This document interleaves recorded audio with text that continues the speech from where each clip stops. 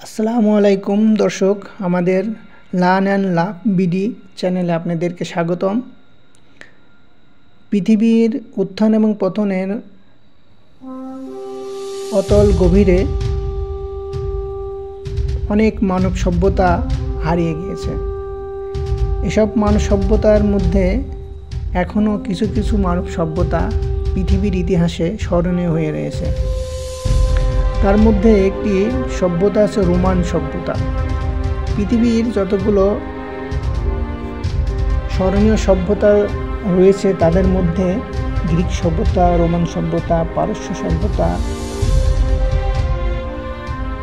চীন সভ্যতা, মেসোপটেমিয়া সভ্যতা, অনেক সভ্যতা রয়েছে। এর মধ্যে প্রথম স্থান দখল করে রয়েছে গ্রিক সভ্যতা। গ্রিকরা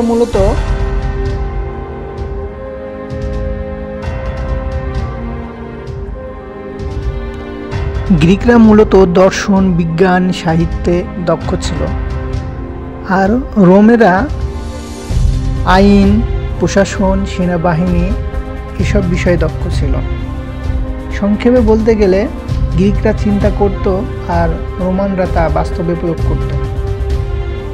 আজকে আমরা রোম সভ্যতা সম্পর্কে জানব, সেই সঙ্গে বিভিন্ন সময়ে বিভিন্ন রোম সম্রাট কর্তৃক বিভিন্ন মজাদার ঘটনা, হাস্যকর ঘটনা ও শিক্ষণীয় ঘটনার কিছু আমরা জানব। চলুন মূল ঘটনায় ফিরে আসা যাক।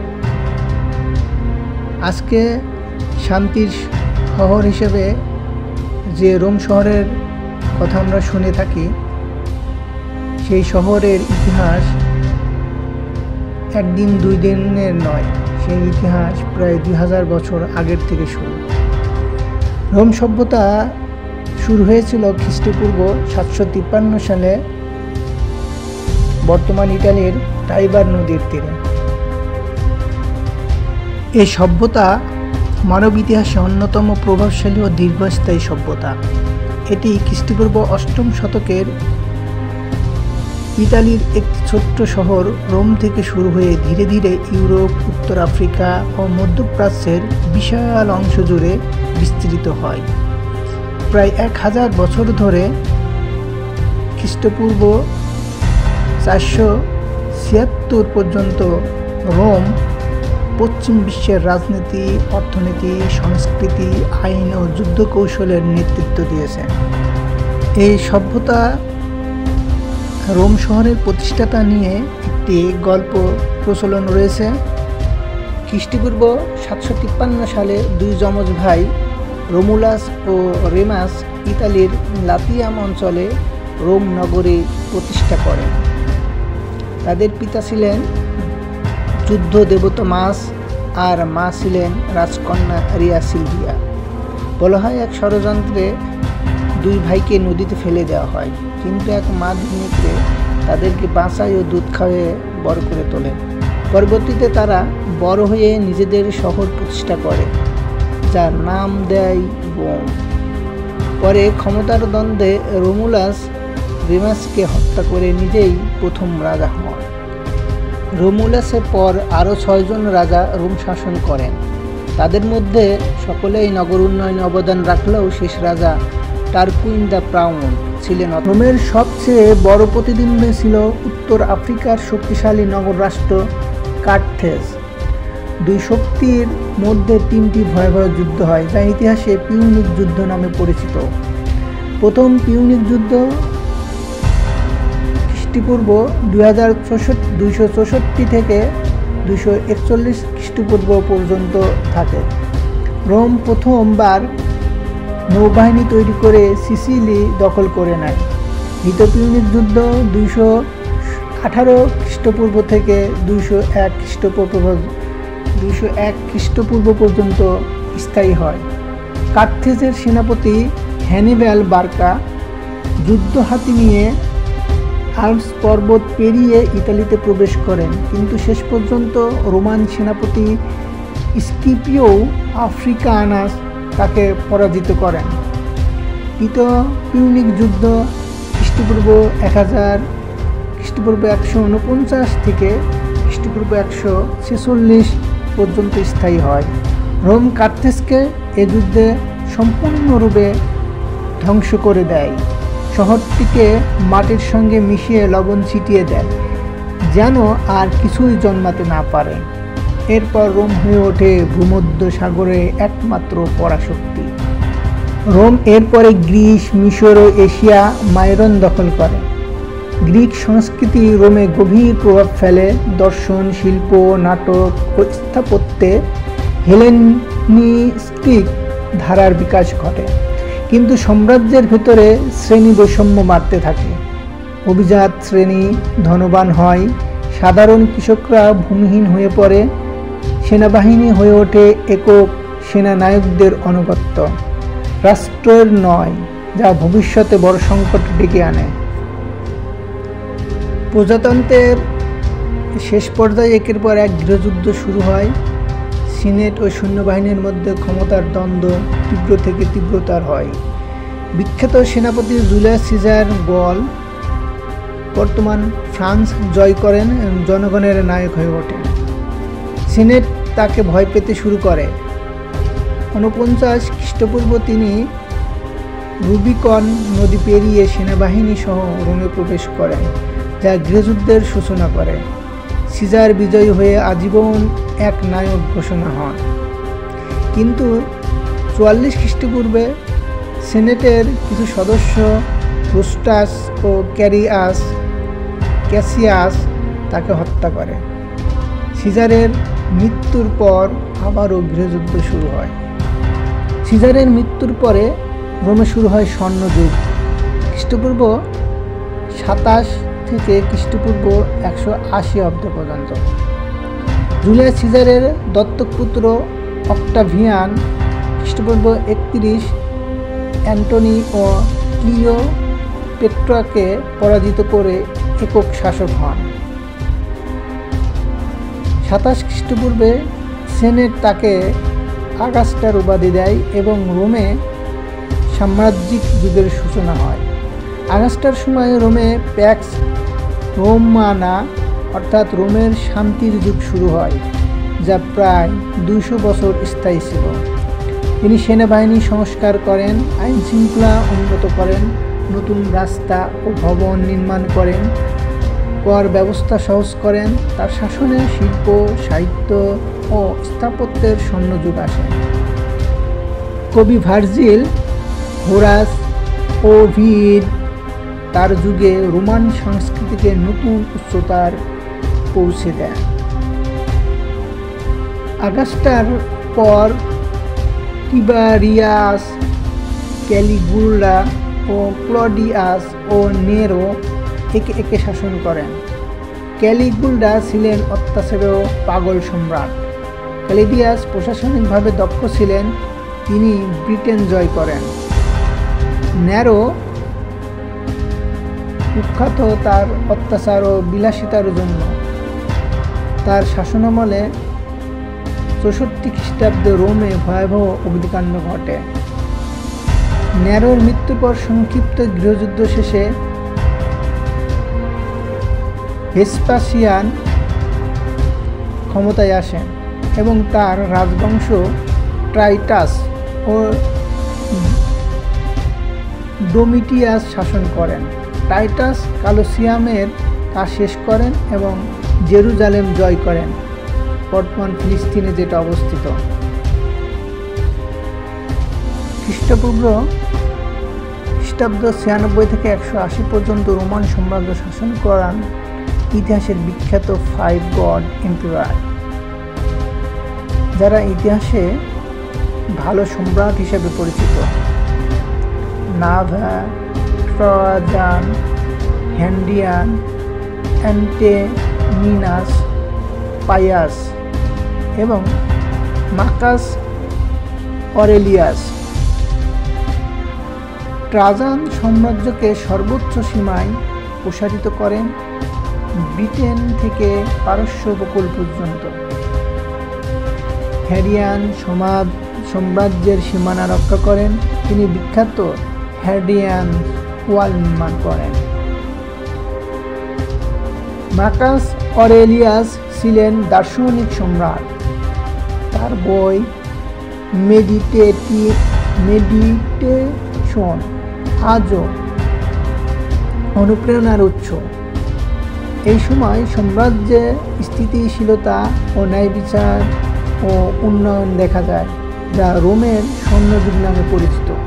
প্রথম দিকে রোম কেবল একটি নগর রাষ্ট্র ছিল, কিন্তু ধীরে ধীরে তারা প্রতিবেশী ল্যাটিন, সামনাইট ও টাসকান জাতিকে পরাজিত করে পুরো ইতালিকে একত্রিত করে। মৃত্যুর পর তার পুত্র কমোডাস স্বৈরাচারী শাসন শুরু করেন। এরপর শতাব্দী জুড়ে রোমে crisis of the third century নামে পরিচিত এক অস্থির সময় আসে। অর্থনীতি দুর্বল হয়, সৈন্যদের আনুগত্য ভেঙে যায়, সম্রাটরা দ্রুত হত্যা বা অপসারিত হন। বলা হয় তাকে 50 বছরে প্রায় 26 জন সম্রাট পরিবর্তন হয়। সম্রাট ডায়োক্লেটিয়ান খ্রিস্টাব্দ 284 থেকে 305 সাম্রাজ্যকে বাঁচানোর চেষ্টা করেন। তিনি প্রশাসনকে দক্ষ করতে সাম্রাজ্যকে 2 ভাগে ভাগ করেন: পূর্ব রোমান সাম্রাজ্য, রাজধানী নিকোমিডিয়া, ও পশ্চিম রোমান সাম্রাজ্য, রাজধানী রোম। তিনি টেট্রার্কি ব্যবস্থা চালু করেন, অর্থাৎ 4 সম্রাটের শাসন। এটি কিছুটা স্থিতিশীল আনলেও স্থায়ী সমাধান দেয়নি। কনস্টান্টাইন দ্য গ্রেট ইতিহাসের অন্যতম গুরুত্বপূর্ণ সম্রাট। তিনি 312 সালে ব্যাটল অফ মিলভিয়ান পিস এ বিজয় লাভের পর খ্রিস্ট ধর্মকে বৈধতা দেন। 313 খ্রিস্টাব্দে তিনি নতুন রাজধানী কনস্ট্যান্টিনোপল, বর্তমান ইস্তাম্বুল স্থাপন করেন, যা পরে পূর্ব রোমান সাম্রাজ্যের কেন্দ্র হয়। তার শাসনে রোম আবার কিছুটা শক্তি ফিরে পায়, কিন্তু পশ্চিম অংশ দুর্বল হতে থাকে। 4th শতকের শেষ থেকে ইউরোপে গথ গ্যান্ডাল স্বীকৃতি লাভ করে ট্রাজান এর শাসনে। মোট এলাকা ছিল 5 মিলিয়ন বর্গ কিলোমিটার। প্রচলিত অনুমান অনুযায়ী মোট জনসংখ্যা ছিল প্রায় 55 থেকে 60 মিলিয়ন, যা তৎকালীন বিশ্বের মোট জনসংখ্যার 1/6 থেকে 1/4 পর্যন্ত ছিল। এটি ছিল পশ্চিম বিশ্বের সবচেয়ে জনবহুল ঐক্যবদ্ধ রাজনৈতিক সত্তা, যা 19 শতকের মাঝামাঝি পর্যন্ত অক্ষুণ্ণ ছিল। সাম্প্রতিক গবেষণায় দেখা যায় জনসংখ্যা 70 মিলিয়ন থেকে 100 মিলিয়নেরও বেশি হতে পারে। সাম্রাজ্যের 3টি বৃহত্তম শহর ছিল। এর মধ্যে একটি ছিল রোম, আলেকজান্দ্রিয়া, অ্যান্টিওস। 1700 শতকের শুরুতে ইউরোপের যে কোনো শহরের তুলনায় দ্বিগুণ আকারের ছিল। রোমান সাম্রাজ্যের ভাষা ছিল মূলত ল্যাটিন ও গ্রিক। রোমান সাম্রাজ্যের প্রধান ভাষা ল্যাটিন ভাষা খ্রিস্টপূর্ব 2য় শতাব্দী থেকে বিশেষত পশ্চিম প্রদেশগুলোতে ব্যাপকভাবে ছড়িয়ে পড়ে, যদিও পূর্বাঞ্চলে ততটা ছড়িয়ে ছিল না। পূর্বাঞ্চলে গ্রিক ভাষায় আধিপত্য ছিল, যা হেলেনিস্টিক যুগের প্রভাব হিসেবে সাম্রাজ্যের আগেই প্রতিষ্ঠিত ছিল। তবে সাম্রাজ্যটি ইচ্ছাকৃতভাবে বহুভাষিক ছিল। রোমান সরকারের প্রধান আকাঙ্ক্ষা ছিল নিজেদের বোধগম্য করে তোলা। সাম্রাজ্যের শুরুর সময়ে গ্রিক ভাষাজ্ঞান ছিল শিক্ষিত অভিজাত শ্রেণীতে অন্তর্ভুক্ত হওয়ার জন্য গুরুত্বপূর্ণ, এবং ল্যাটিন ভাষাজ্ঞান ছিল সামরিক প্রশাসন বা আইনি ক্যারিয়ারের জন্য অপরিহার্য। দ্বিভাষিক শিলালিপি 2 ভাষার পারস্পরিক ব্যবহার প্রমাণ করে।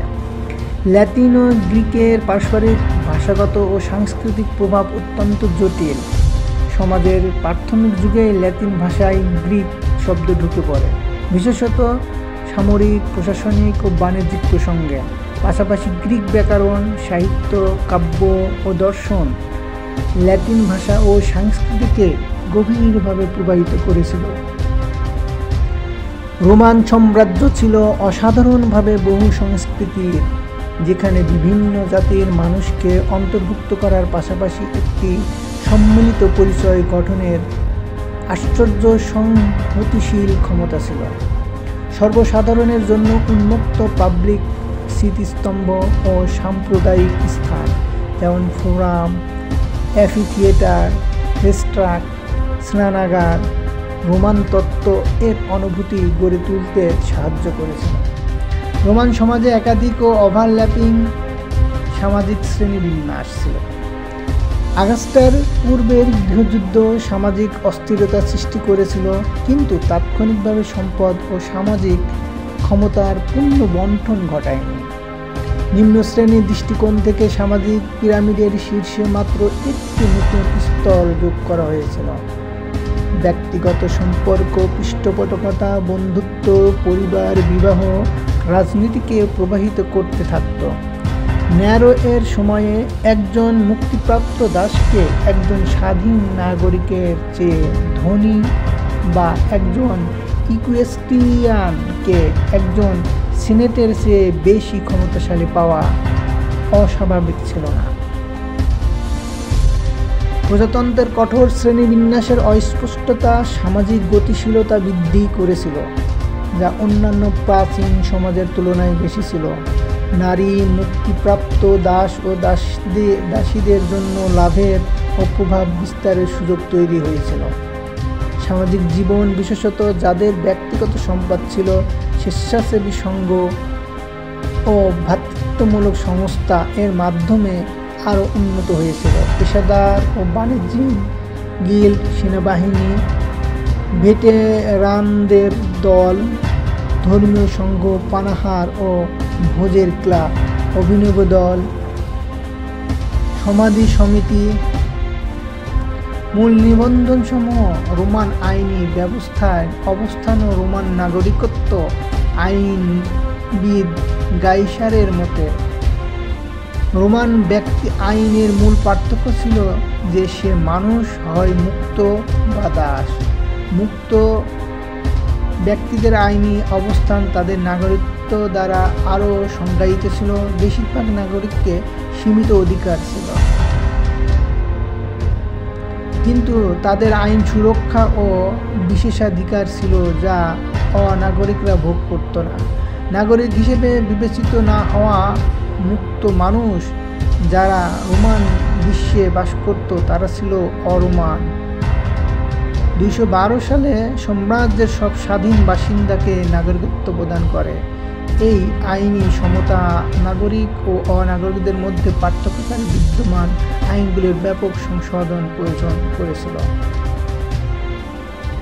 রোমানদের সময় নারীরা সম্পত্তির মালিক হতে, চুক্তি করতে এবং ব্যবসায় জড়িত হতে পারতেন। সাম্রাজ্য জুড়ে শিলালিপিগুলিতেও নারীদের জনসাধারণের কাজে অর্থায়নের জন্য পৃষ্ঠপোষক হিসেবে সম্মানিত করা হয়েছে, যা ইঙ্গিত দেয় যে তারা উল্লেখযোগ্য সম্পদের মালিক হতে পারতেন।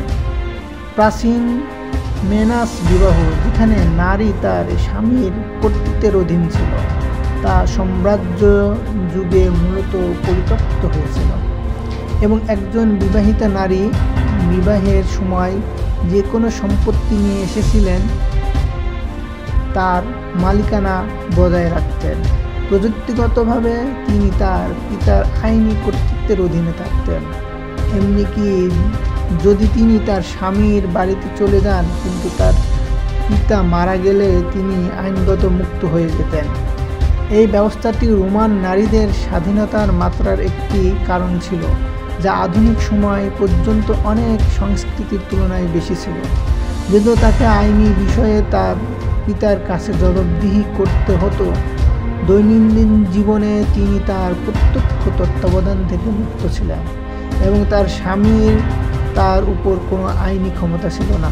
যদিও এক পুরুষের নারী হওয়ার গর্বের বিষয় ছিল, তিনি কেবল একবার বিয়ে করেছিলেন, তবুও তালাক বা বিধবা বা তালাকের পর দ্রুত পুনর্বিবাহের সাথে সামান্য কলঙ্ক জড়িত ছিল। মেয়েরা ছেলেদের মতো সমান উত্তরাধিকার অধিকার ভোগ করত যদি তাদের পিতা উইল ছাড়াই মারা যেত। একজন মায়ের সম্পত্তির মালিকানা ও নিষ্পত্তি করার অধিকার তার উইলের শর্তাবলী নির্ধারণ সহ তার পুত্রদের প্রাপ্তবয়স্ক হওয়া পর্যন্ত তাদের উপর বিশাল প্রভাব ফেলত।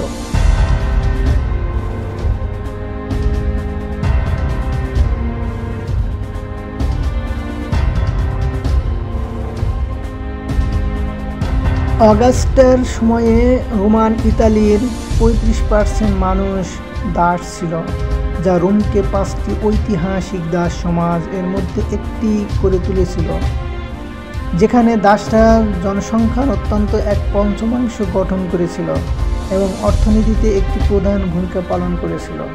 দাসপ্রথা একটি জটিল প্রতিষ্ঠান ছিল যা ঐতিহ্যবাহী রোমান সামাজিক কাঠামোকে সমর্থন করেছিল এবং অর্থনৈতিক উপযোগিতা অবদান রাখত।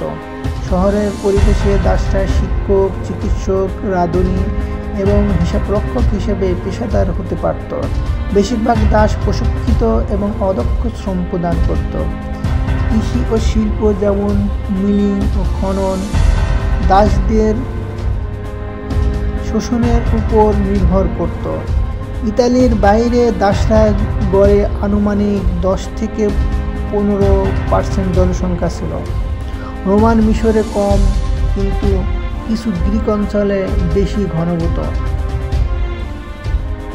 রোমের গৌরবময় স্থাপত্যের সত্ত্বেও কেবলমাত্র ধনী নাগরিকরাই ভালো জীবন উপভোগ করতেন। বেশিরভাগই বিপজ্জনক, সংকীর্ণ এবং দুর্গন্ধযুক্ত আবাসনে থাকতেন। এই পার্থক্য থাকা সত্ত্বেও প্রায় সকল নাগরিকই রাতের খাবারের সময় একই আচার অনুষ্ঠান পালন করতেন, যে আচার অনুষ্ঠানগুলি তাদের রোমান করে তুলেছিল। সাধারণ রোমানদের জীবনযাত্রা সহজ ছিল না। প্রাচীন শহরগুলির মধ্যে রোমের নগর কেন্দ্র ছিল সবচেয়ে উন্নত।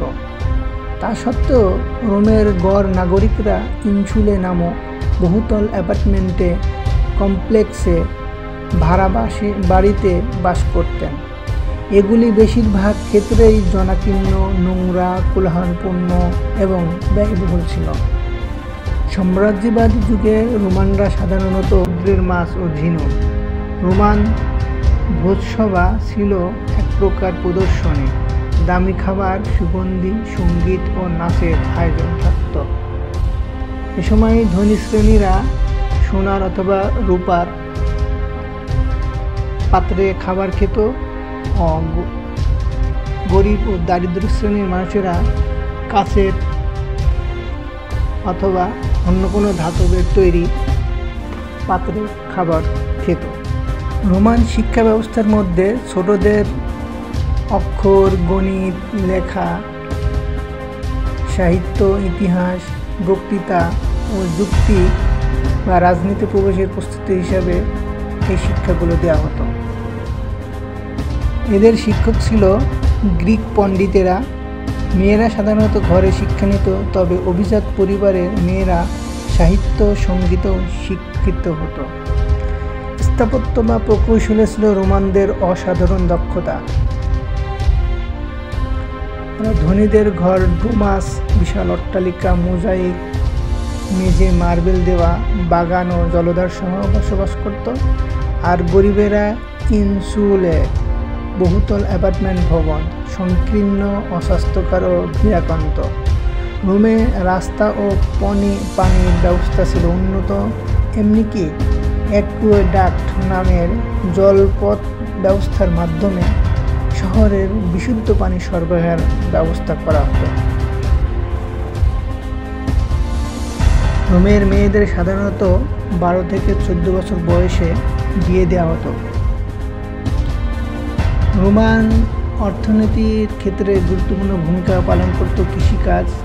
তারা গম, যব, জলপাই, আঙ্গুর, ডাল, সবজি এসব ফসল চাষ করত।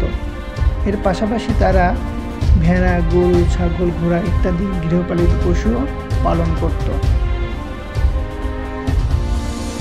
বিজ্ঞানের ক্ষেত্রে রোমানরা অনেক দক্ষতার প্রমাণ দেয়। তারা কনক্রিট আবিষ্কার করেছিল, বিশাল সেতু, রাস্তা, থিয়েটার নির্মাণ, স্নানাগার, গরম পানি ইত্যাদি তারা আবিষ্কার করেছিল। পরিবহন ক্ষেত্রে তারা অসামান্য দক্ষতা দেখিয়েছিল। তারা প্রায় 4 লক্ষ কিলোমিটারের বেশি রাস্তা তৈরি করেছিল। এছাড়া সমুদ্রের পথে যাতায়াতের জন্য তারা জাহাজ তৈরি করেছিল। চিকিৎসা ক্ষেত্রে তারা গ্রিকদের চিকিৎসা অনুযায়ী চিকিৎসা করত। অস্ত্রোপচার, হাড় জোড়া লাগানো, হার্বাল ওষুধ ইত্যাদির মাধ্যমে তারা বিভিন্ন রোগের চিকিৎসা করত। প্রিয় দর্শক, এখন আমরা রোম সম্রাটদের কিছু মজার কাহিনীর কথা শুনব। একবার সম্রাট নিরোর রোম সাম্রাজ্যে আগুন লেগে গেছে, মানুষজন কাঁদতেছে, আর সম্রাট নিরোর তখন বেহালা বাজাতেছিল।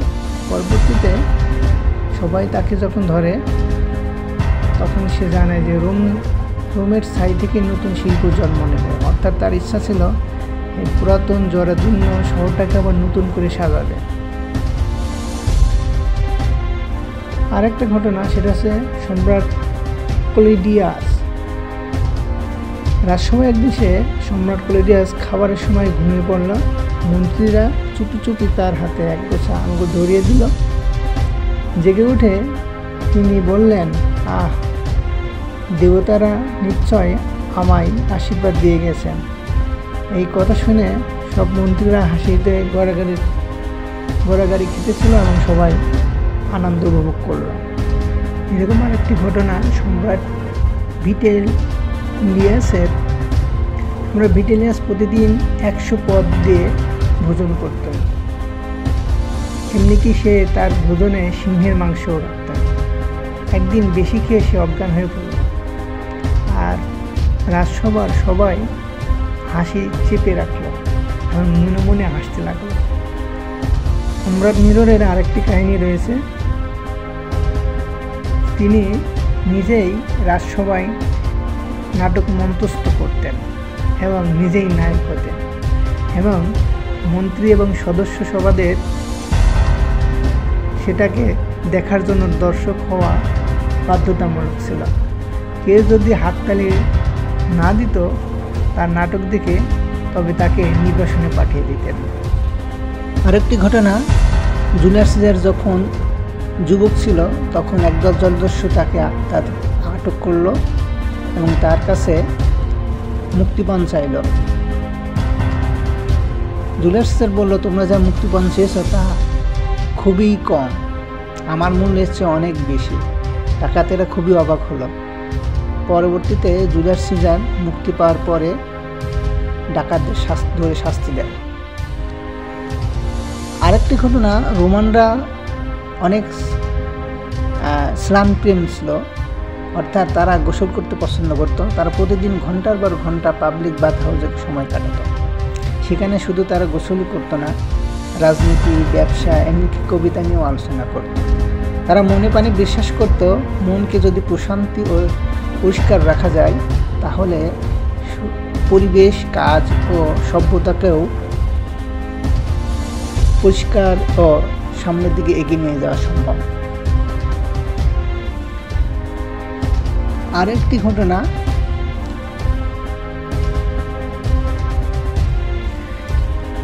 ভোজের রাজা ভিটেলিয়াস। এই